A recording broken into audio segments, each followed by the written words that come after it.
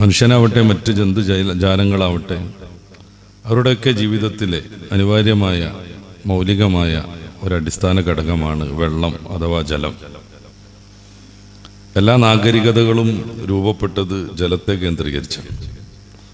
ലോകത്തെ ഒന്നാമത്തെ നാഗരികതയായി അറിയപ്പെടുന്ന ഈജിപ്തിലെ മെംഫിസ് കേന്ദ്രീകരിച്ചുണ്ടായ ആദിമ ജനസമൂഹം അത് നൈൽ നദിയെ ആശ്രയിച്ചായിരുന്നു രൂപപ്പെട്ടത്.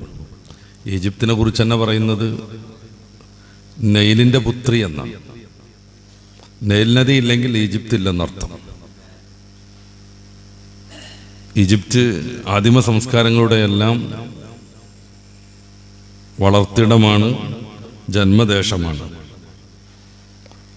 അവിടെയാണ് ഒന്നാമത്തെ നാഗരികത രൂപപ്പെട്ടത്. നൈൽ നദിയായിരുന്നു അതിൻ്റെ ഏറ്റവും അടിസ്ഥാന കാരണം. രണ്ടാമത്തെ ഏറ്റവും പഴയ നാഗരികതയായി അറിയപ്പെടുന്നത് മെസോപ്പൊട്ടേമിയൻ നാഗരികതയാണ്. ഇറാൻ ഇറാഖ് മേഖലകളിൽ അത് യൂഫ്രട്ടീസിൻ്റെയും ടൈഗ്രീസിൻ്റെയും സമീപത്തായിരുന്നു. ആ രണ്ട് ചരിത്രത്തെ ഏറെ സ്വാധീനിച്ച നദികളെയും ആശ്രയിച്ച് രൂപപ്പെട്ടതുമായിരുന്നു. മൂന്നാമത്തെ നാഗരികതയാണ് സിന്ധു നദീതട സംസ്കാരം. നമ്മുടെ ഇന്ത്യയിൽ ഇന്ന് കൂടുതലായി പാകിസ്ഥാനിൻ്റെ ഭാഗത്ത് വിഭജനാനന്തരം പെട്ട ആ ഭൂപ്രദേശത്ത് അത് സിന്ധു നദിയെയും അതിൻ്റെ പോഷക നദിയാകുന്ന രാവി നദിയെയും ആശ്രയിച്ചാണ് രൂപപ്പെട്ടത്. പരിശുദ്ധ പ്രവാചകർ സല്ലല്ലാഹു അലൈഹി വസല്ലം തങ്ങൾ ജനിച്ച് വളർന്ന് ലോകത്തിന് മഹത്തായ ആദർശവും സംസ്കാരവും പഠിപ്പിച്ച റസൂൽ തങ്ങളുടെ ജീവിതത്തിന് വളർച്ചയ്ക്ക് ജന്മത്തിന് കാരണമായ അറേബ്യൻ നാഗരികത അത് രൂപപ്പെടുന്നത് സംസം എന്ന വിശുദ്ധമായ ജലധാരയുടെ സമീപത്താണ്. നമുക്കറിയാം, ഇബ്രാഹിം നബി അലൈഹി സ്വലാത്തു വസ്സലാം പലസ്തീനിൽ നിന്ന് ദീർഘയാത്ര ചെയ്ത് തൻ്റെ പ്രിയപ്പെട്ട പുത്രൻ ഇസ്മായിൽ അലൈഹി സ്വലാത്തു വസ്സലാമിനെയും അവിടുത്തെ മാതാവാകുന്ന ഹാഗാർ എന്ന് ബൈബിൾ പരിചയപ്പെടുത്തുന്ന ഹജറ ബീവിയെയും മനുഷ്യരില്ലാത്ത ജല സാന്നിധ്യമില്ലാത്ത അറേബ്യൻ മൊട്ടക്കുന്നുകളിൽ, ബൈബിളിൻ്റെ ഭാഷയിൽ പാറാൻ മരുഭൂമിയിൽ ഉപേക്ഷിച്ചു പോകുന്നു. സത്യത്തിൽ അത് ചരിത്രത്തെ ഏറ്റവും കൂടുതൽ സ്വാധീനിച്ചൊരു മഹാമനുഷ്യയുടെ ജന്മത്തിനു വേണ്ടിയുള്ള മുന്നൊരുക്കമായിരുന്നു. അതിനുവേണ്ടി ഹബീബായ റസൂൽ സല്ലല്ലാഹു അലൈഹി വസല്ലം പലപ്പോഴായി പുകഴ്ത്തി പറയുന്ന തൻ്റെ പൂർവ്വപിതാവ് ഇബ്രാഹിം നബി അലൈഹി സ്വലാത്തു വസ്സലാം നടത്തിയ ഏറ്റവും വലിയൊരു ത്യാഗമായിരുന്നു ആ തൻ്റെ പുത്രനെയും ഭാര്യയെയും അറേബ്യൻ മരുഭൂമിയിൽ ഉപേക്ഷിച്ചു പോകുന്നത്. ഇബ്രാഹിം നബി അലൈഹി സ്വലാത്തു വസ്സലാമിനോട് ഇസ്മായിൽ അലൈഹി സ്വലാത്തു വസ്സലാമിൻ്റെ ഉമ്മ ചോദിക്കുന്നത് ഒരൊറ്റ കാര്യമാണ്: ഇത് താങ്കളുടെ അഭീഷ്ടപ്രകാരമാണോ അതോ ദൈവികമായ ആദർശപ്രകാരമോ? ഇബ്രാഹിം നബി അലൈഹി സ്വലാത്തു വസ്സലാം ഉത്തരം പറയുന്നത് തിരിഞ്ഞു നോക്കാതെയാണ്. മനുഷ്യനെന്ന രീതിയിൽ തൻ്റെ ഭാര്യയെയും പ്രിയപ്പെട്ട മോനെയും കൈക്കുഞ്ഞാകുന്ന ഇസ്മായിലിനെയും നിർജ്ജന ശൂന്യതയിൽ ഉപേക്ഷിച്ചു പോരുന്നതിന് ആ പിതാവിന് ശരിക്കും പ്രയാസമുണ്ടാവും. പക്ഷെ അള്ളാഹുവിൻ്റെ കൽപ്പനയാണ് മറ്റെന്തിനേക്കാളും പ്രാധാന്യമുള്ളത് എന്ന ഉറച്ച ബോധ്യവും വിശ്വാസവും ഇബ്രാഹിം നബി അലൈഹി സ്വലാത്തു വസ്സലാമിനെ മുന്നോട്ട് നയിച്ചപ്പോൾ അവിടുന്ന് ഒരൊറ്റ ഉത്തരം നൽകി, അള്ളാഹുവിൻ്റെ കൽപ്പന പ്രകാരം. ഈ മഹാത്യാഗം എന്തിനായിരുന്നു? ലോകത്തെ നിയന്ത്രിക്കാനും ലോകത്തെ പരിശുദ്ധ ദീൻ സമ്പൂർണ്ണമായി പഠിപ്പിക്കാനും നിയോഗിതരാകുന്ന മുഹമ്മദ് റസൂൽ സല്ലല്ലാഹു അലൈഹി വസല്ലം തങ്ങളുടെ ഉണ്മയ്ക്ക്, വരവിന്, ആഗമത്തിന് മുന്നോടിയായി ചിലത് സംഭവിക്കാനുണ്ട്. അവിടെ അറേബ്യൻ നാഗരികത രൂപപ്പെടേണ്ടതുണ്ട്. അങ്ങനെയാണ് കൈക്കുഞ്ഞാകുന്ന ഇസ്മായിൽ അലൈഹി സ്വലാത്തു വസ്സലാമിൻ്റെ കാലടികൾക്കിടയിൽ നിന്ന് സംസം ഉരവം പ്രാപിക്കുന്നത്. ഹജറ ബീവി അത് ഒരു ചെറിയ തടാകമായി കെട്ടി നിർത്തുന്നത്, ആ ജലധാരയുടെ സമൃദ്ധിയിലേക്ക് പക്ഷികൾ പാറി വരുന്നത്, ദൂരത്തൂടെ യാത്ര ചെയ്തുകൊണ്ടിരിക്കുന്ന ജർഹൂം ഗോത്രക്കാർ പക്ഷികളുടെ സാന്നിധ്യം വട്ടമിട്ട് പറക്കുന്ന പക്ഷികളെ കാണുമ്പോൾ അവിടെ ജലധാരയുണ്ടെന്ന് മനസ്സിലാക്കുന്നതും അങ്ങോട്ട് വഴിതിരിച്ച് വിടുന്നതും, ഹജർ ബീവി അലൈഹിസ്സലാമിനോട് റളിയല്ലാഹു അൻഹയോട് സമ്മതം ചോദിച്ച് അവിടെ അവർ താമസമുറപ്പിക്കുന്നതും അറേബ്യൻ നാഗരികത രൂപപ്പെടുന്നതും. പിന്നീട് കാലങ്ങൾക്ക് ശേഷമാണ് അവരുടെ പ്രവാചകർ സല്ലല്ലാഹു അലൈഹി വസല്ലം ലോകത്തിൻ്റെ നായകരായിട്ട് കടന്നു വരുന്നത്. എല്ലാ ജനതയും രൂപപ്പെട്ടത്, നാഗരികതയും രൂപപ്പെട്ടത് ജലത്തെ ആശ്രയിച്ചായിരുന്നുവെന്ന് ചുരുക്കം. അതുകൊണ്ട് മനുഷ്യജീവിതത്തിലെ ഏറ്റവും മൗലികമായ അനിവാര്യമായ ഒരു വസ്തുവാണ് ജലം. ജലത്തിന് കുറേ പ്രത്യേകതകളുണ്ട്, നമുക്കറിയാം. ഭൂമിയിൽ ഏത് വസ്തുവും ഒന്നെങ്കിൽ ഖരമായിരിക്കും, അല്ലെങ്കിൽ വാതകമോ ദ്രാവകമോ ആയിരിക്കും. ഈ 3 രീതിയിലും രൂപം പ്രാപിക്കാൻ പറ്റുന്ന ഏക വസ്തുവാണ് ജലം. ജലത്തെ നമുക്ക് ദ്രാവകാവസ്ഥയിൽ ധാരാളം കാണാൻ പറ്റും. ഖരാവസ്ഥയിൽ വലിയ വലിയ ഹിമപാളികളായിട്ട് നമ്മുടെ ഭൂമിയിലും ഉപരിലോകത്ത് കോമറ്റുകൾ എന്ന പേരിലും ജലത്തെ കാണാൻ പറ്റും. പിന്നെ നീരാവിയുടെ അവസ്ഥയിൽ ജലമുണ്ട്. അത് ഘനീഭവിച്ച് കട്ടി പിടിക്കുമ്പോഴാണ് മഴയായിട്ട് താഴേക്ക് വർഷിച്ചുകൊണ്ടിരിക്കുന്നത്. ഭൂലോകത്തുള്ള 97% ജലവും മനുഷ്യന് നേരാവണ്ണം ഉപയോഗിക്കാൻ പറ്റാത്ത കടൽ ജലമാണ് എന്നതും ഒരു സത്യമാണ്. 97% ജലവും സമുദ്രത്തിലുള്ളതാണ്. അതിൽ ലവണാംശം കൂടുതലാണ്. നമുക്ക് നേരാവണ്ണം അത് ഉപയോഗിക്കാൻ പറ്റില്ല. പിന്നെയുള്ള ഒരു 3% ജലസാന്നിധ്യത്തിൽ 3/4 ഭാഗവും ഹിമകണങ്ങളായി വലിയ വലിയ പർവ്വതങ്ങളുടെയൊക്കെ മുകളിലാണ്. ആകെയുള്ളതിൻ്റെ 97% കടൽ ജലമാണ്. പിന്നെയുള്ള 3%ൻ്റെ 3/4 ഭാഗവും അത് ഹിമപാളികളായിട്ട് ധ്രുവപ്രദേശങ്ങളിലും മറ്റും കട്ട പിടിച്ച് കിടക്കുകയാണ്.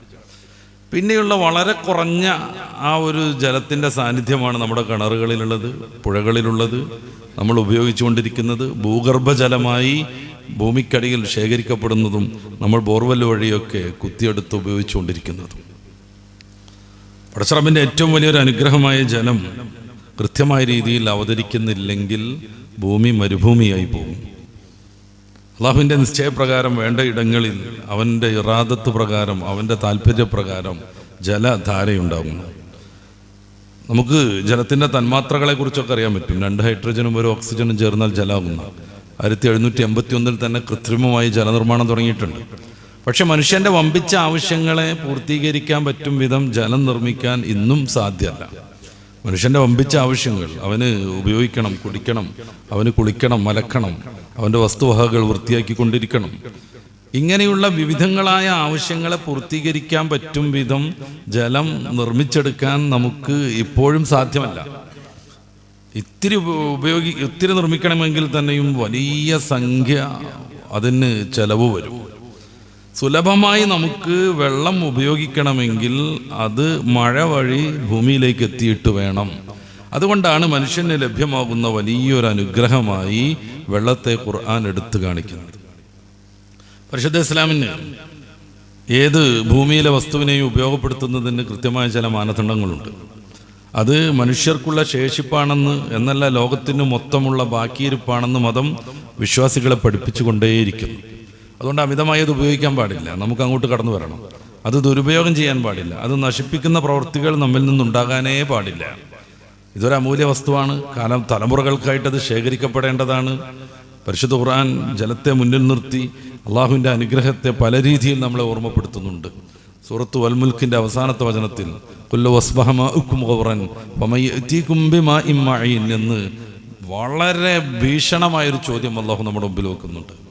അള്ളാഹുവിൻ്റെ അനുഗ്രഹത്തെ ഓർമ്മപ്പെടുത്താൻ, അള്ളാഹുവിൻ്റെ ശക്തി വിശേഷങ്ങളെ പരിചയപ്പെടുത്താൻ, അതോടൊപ്പം ജലമായി അള്ളാഹു നൽകിയ വലിയ നിഅമത്തിനെ വേണ്ട വിധം ഉപയോഗപ്പെടുത്താനും അത് ദുരുപയോഗം ചെയ്യാതിരിക്കാനും വേണ്ടി അള്ളാഹു ചോദിക്കുന്നത് ലോ അസ്ബഹ മാഉക്കും ഖൗറ, നിങ്ങളുടെ വെള്ളമെങ്ങാനും വറ്റിപ്പോയാൽ, വറ്റിപ്പോയി, നിങ്ങളുടെ വെള്ളമെങ്ങാനും വറ്റിപ്പോയാൽ ഫമയഅതീകും ബിമാഇൻ മഈൻ, ശുദ്ധമായ വെള്ളം നിങ്ങൾക്ക് ആര് കൊണ്ടുവന്ന് തരും? സൂറത്തുൽ മുൽക്കിൻ്റെ അവസാനം അല്ലാഹു റബ്ബുൽ ആലമീൻ എന്ന് പറയൽ നമുക്ക് പ്രത്യേകം സുന്നത്തുണ്ട്. ഈ ചോദ്യത്തിന് ഉത്തരാണത്. നിങ്ങളുടെ ജലം പൂർണ്ണമായി വറ്റിപ്പോയാൽ ഫമയഅതീകും ബിമാഇൻ മഈൻ, ആര് നിങ്ങൾക്കത് കൊണ്ടുവന്ന് തരും? ആഫ്രിക്കയിലെ പല നാടുകളിലും 10 വർഷത്തിലേറെയായി ഒരു തുള്ളി വെള്ളം വീണിട്ട്. ശാസ്ത്രം എത്രയോ പുരോഗമിച്ചിട്ടുണ്ട്. നമ്മളൊക്കെ എല്ലാ അർത്ഥത്തിലും എല്ലാവിധ വിഭവങ്ങളും അനുഭവിക്കുന്നുണ്ട്. നമ്മുടെ സംവിധാനങ്ങൾ വളരെയേറെ വർദ്ധിച്ചിട്ടുണ്ട്. പക്ഷേ ഇപ്പോഴും ആ നാടിനാവശ്യമായ വിധം ജലം വർഷിപ്പിക്കാൻ നമുക്ക് സാധിക്കുന്നില്ല.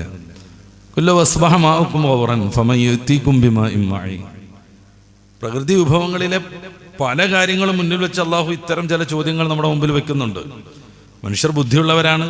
അവർ അവരുടെ ജീവിതത്തെ കൃത്യമായി ക്രമീകരിക്കേണ്ടവരാണ്. ദൈവിക ദർശനത്തിനനുസരിച്ച് ജീവിതത്തെ മുന്നോട്ട് കൊണ്ടുപോവേണ്ടവരുമാണ്. അതുകൊണ്ടാണ് പരിശുദ്ധ ഖുർആൻ നിങ്ങളിപ്പോൾ അനുഭവിച്ചുകൊണ്ടിരിക്കുന്ന വെളിച്ചം, വെട്ടം, പകൽ, സൂര്യൻ്റെ സാന്നിധ്യം, വെയിൽ, അത് അള്ളാഹു മുഴുവനായിട്ട് അങ്ങ് പിടിച്ചു വെച്ചാൽ ആര് നിങ്ങൾക്ക് വെളിച്ചം കൊണ്ടുവന്ന് തരുമെന്ന് ചോദിക്കുന്നുണ്ട്. നമുക്ക് അങ്ങനത്തെ ഒരു അവസ്ഥ വന്നാൽ അതിനനുസരിച്ച് ജീവിക്കാൻ പാകപ്പെടുക എന്നതല്ലാതെ, ചില രാജ്യങ്ങളിലൊക്കെ അങ്ങനെ ഉണ്ടല്ലോ, നോർവേയിലൊക്കെ അവിടെ 6 മാസത്തോളം പകലായിരിക്കുമെന്നാണ്, 6 മാസത്തോളം ഇരുട്ടും. അതനുസരിച്ച് ജീവിതത്തെ ക്രമീകരിക്കുക എന്നല്ലാതെ 24 മണിക്കൂറിനിടയിൽ പകലും രാത്രിയും മാറ്റി മാറ്റി കൊണ്ടുവരാൻ നമുക്ക് സാധ്യമല്ല.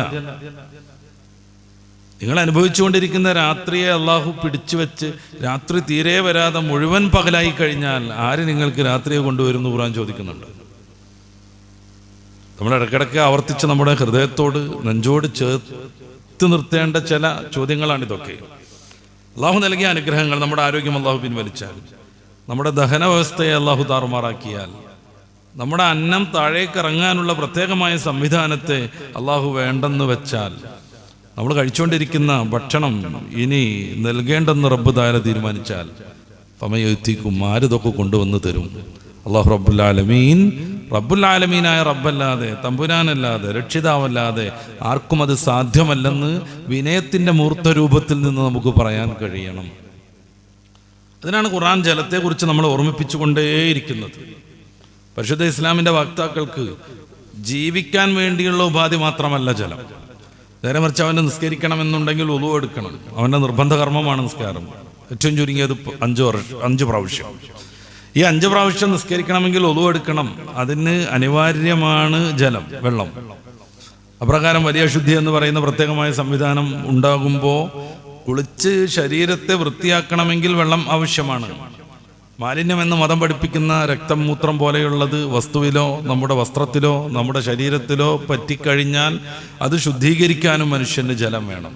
വിശ്വാസിയെ സംബന്ധിച്ചിടത്തോളം ജീവിക്കാനും ദാഹം മാറ്റാനും മാത്രമല്ല ജലം വേണ്ടത്, അവൻ്റെ ആരാധനകളും അവൻ്റെ മതത്തിൻ്റെ പാലനവും മുന്നോട്ട് കൊണ്ടുപോകണമെങ്കിൽ ജലം ആവശ്യമാണ്.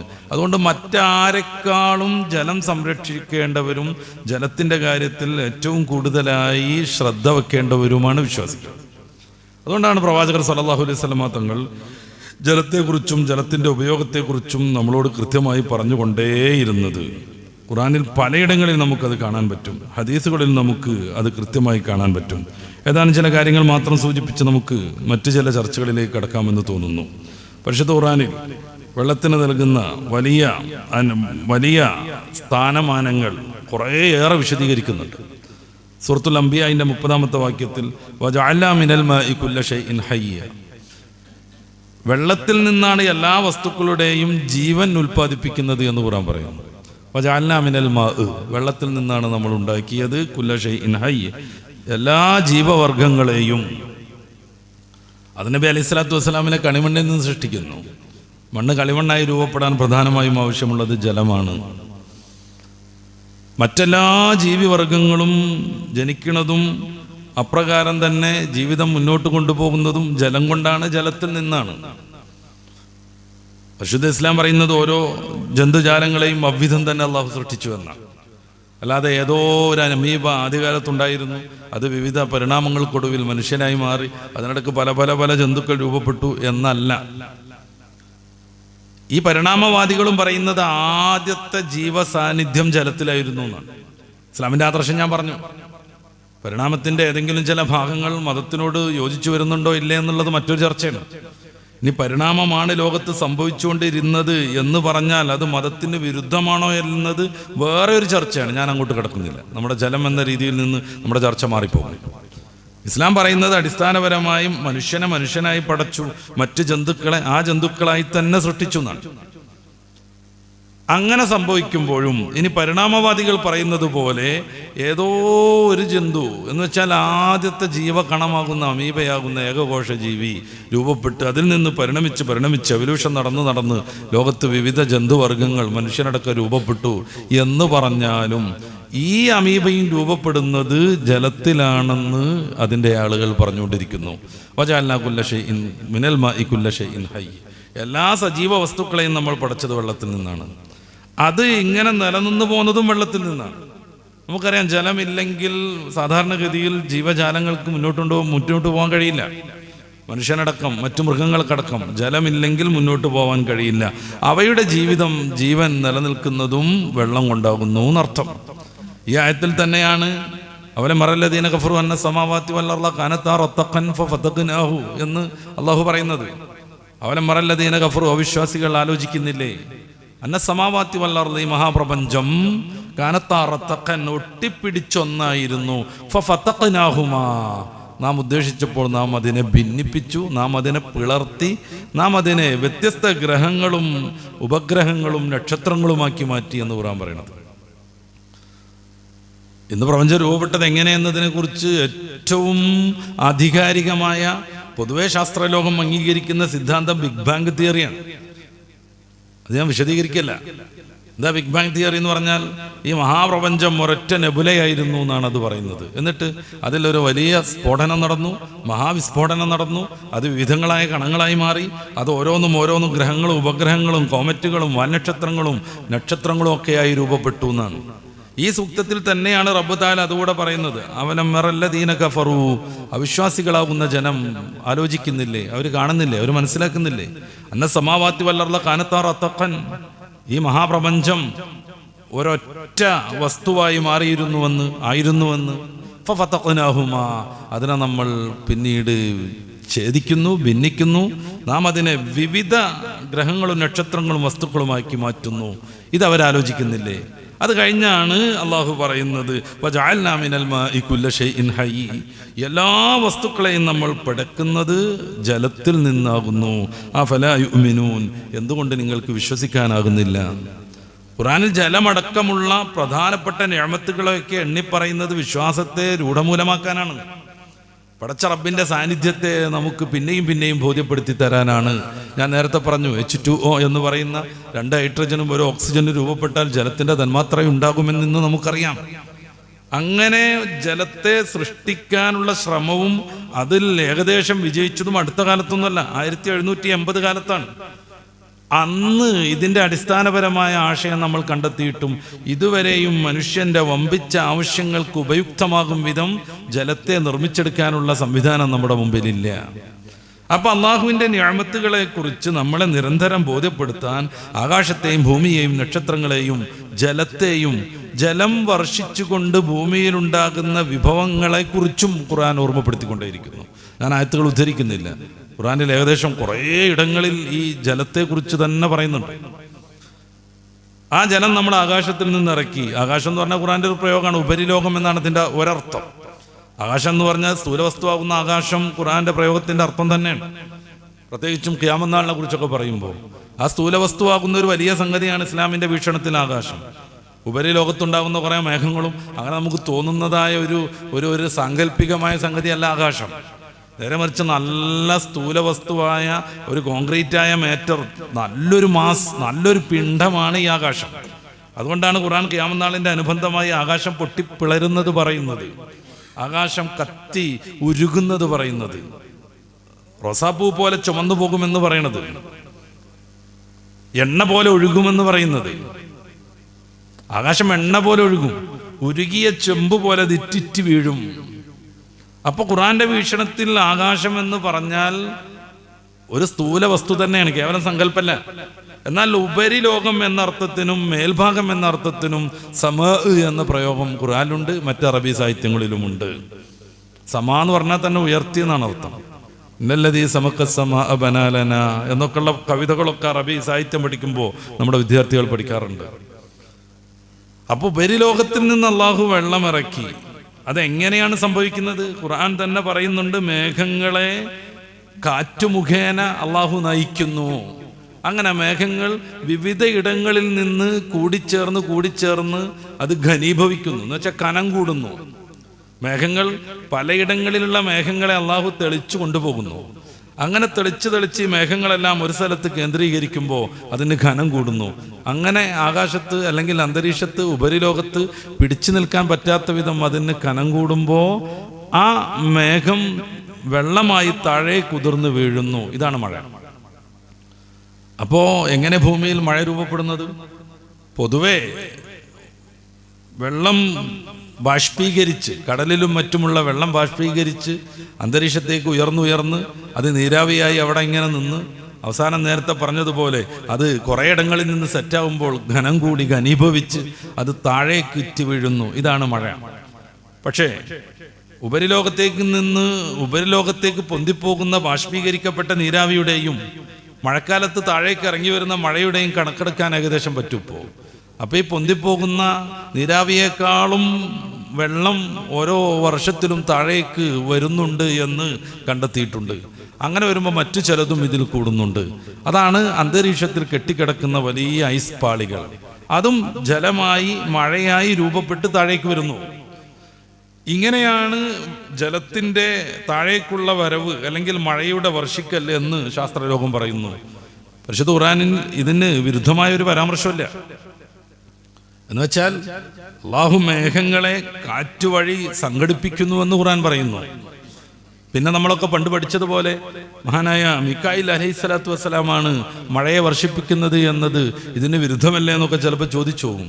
ഒരിക്കലും വിരുദ്ധമല്ല. ഈ പ്രക്രിയകളൊക്കെ നടക്കാൻ ഒരാൾ വേണം, അതിന് നേതൃത്വം കൊടുക്കാൻ ഒരാൾ വേണം, മലാക്കമാരെ ഉപയോഗപ്പെടുത്തിയിട്ട് ഇതൊക്കെ സംവിധാനിക്കാൻ ആൾ വേണം. അതിൻ്റെ ചുമതലയാണ് മഹാനായ മീകായിൽ അലൈഹിസ്സലാത്തു വസ്സലാം നിർവഹിക്കുന്നത്. നമുക്കറിയാവുന്നതുപോലെ ഹൈഡ്രജൻ, ഓക്സിജൻ ഒക്കെ സുലഭമാണ് ഭൂമിയിൽ. അതൊരുമിച്ച് കൂടിയിട്ട് വെള്ളം ഉണ്ടാകുന്നത് നമ്മൾ ഇതുവരെ കാണുന്നില്ല. അല്ലെങ്കിൽ എവിടെന്നെങ്കിലും ഹൈഡ്രജൻ കുറച്ച് ഏറെ സംഘടിപ്പിച്ച് അത് ഓക്സിജനുമായി കൂട്ടിച്ചേർത്ത് സുലഭമായ രീതിയിൽ വെള്ളം നിർമ്മിക്കാൻ നമുക്ക് സാധിക്കുന്നില്ല. പിന്നെ ഇതിൻ്റെ ഒക്കെ പിന്നിൽ ചില പ്രവർത്തനങ്ങളുണ്ട്. പടച്ച റബ്ബ് വിശദീകരിച്ച് തന്നതും പ്രവാചകർ സല്ലല്ലാഹു അലൈഹി വസല്ലം തങ്ങൾ പഠിപ്പിച്ചതുമായ അതിൻ്റെ ചില കാരണങ്ങളാണ് മീകായിൽ അലൈഹിസ്സലാത്തു വസ്സലാമിനെ പോലെയുള്ളവർ. അതും മീകായിൽ അലൈഹിസ്സലാത്തു വസ്സലാം സ്വന്തമല്ല, ഒറ്റയ്ക്കല്ല. പിന്നെ അദ്ദേഹത്തിന് കീഴിൽ കുറേ മാലാക്കമാർ ഇത് സംബന്ധമായ ഭൂമിയുടെ കാര്യങ്ങളൊക്കെ നിർവഹിക്കാനും പ്രകൃതിപരമായ കാര്യങ്ങളെയൊക്കെ വൃത്തിയായി സംവിധാനിക്കാനും പ്രവർത്തിച്ചു കൊണ്ടിരിക്കുന്നു. അപ്പോൾ അത് വെച്ച് നമ്മുടെ പിള്ളേരുടെയൊക്കെ ഈമാനൊക്കെ കളയുന്ന ചില പ്രവണതകളൊക്കെ പല ഇടങ്ങളിലും കാണാൻ പറ്റും. അതൊന്നും ഇത് തമ്മിൽ ഒരു വിരുദ്ധമല്ലെന്ന് നമ്മൾ മനസ്സിലാക്കണം. ഈ അള്ളാഹുവിനെ കുറിച്ച് പഠിക്കാനും അള്ളാഹുവിൻ്റെ നിഅമത്തുകളെ നമുക്ക് പരിശീലിപ്പിക്കാനും മനസ്സിലാക്കി തരാനുമാണ് ഖുർആൻ പലപ്പോഴും വെള്ളത്തിൻ്റെ സാന്നിധ്യത്തെയും വെള്ളത്തിൻ്റെ ഉപകാരത്തെയും നമുക്ക് പറഞ്ഞുകൊണ്ടിരിക്കുന്നത്. അതുകൊണ്ട് ഖുർആനിലെ ഏറ്റവും പ്രധാനപ്പെട്ട വെള്ളവുമായി ബന്ധപ്പെട്ട ഒരു പ്രയോഗമാണ് നമ്മൾ ഈ ചർച്ച ചെയ്തത്. സൂറത്തുൽ അംബിയാഇന്റെ 30-ാമത്തെ വചനം. അതേ പ്രകാരം തന്നെ അഫറഅയ്തുമുൽ മാഅ അല്ലദീ തശ്റബൂൻ അൻതും അൻസൽതുമൂഹു മിനൽ മുസ്നി അം നഹ്നുൽ മുൻസിലൂൻ. സൂറത്തുൽ വാഖിഅയുടെ 68-69 വാക്യം ഇങ്ങനെയാണ്. ഇതും ആ നിയമത്തിലേക്ക് നമ്മുടെ ശ്രദ്ധ കൊണ്ടുപോവാണ്. നിങ്ങൾ എന്തുകൊണ്ട് ആ ഉപരിലോകത്തിൽ നിന്ന് അവതരിക്കുന്ന വെള്ളത്തെക്കുറിച്ച് ചിന്തിക്കുന്നില്ല? അഫറഅയ്തുമുൽ മാഅ അല്ലദീ തശ്റബൂൻ.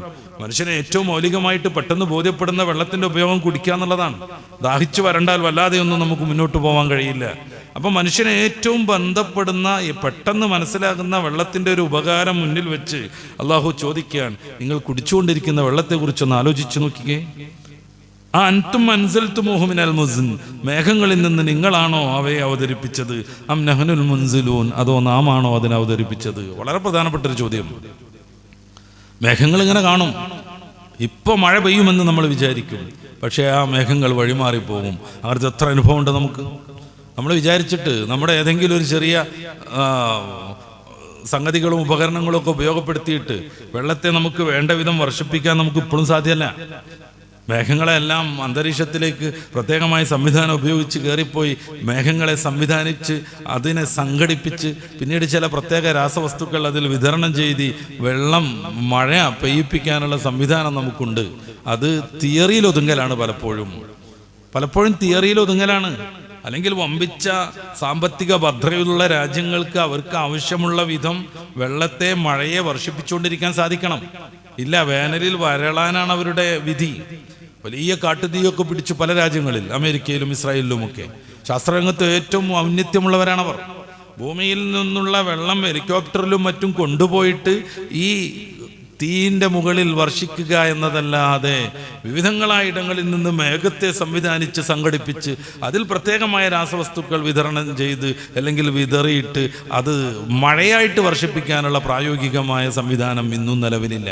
അതുകൊണ്ടാണ് തീ ആളിപ്പിടിക്കുമ്പോൾ തീയിനോട് സഹകരിച്ച് മുന്നോട്ട് പോണത്.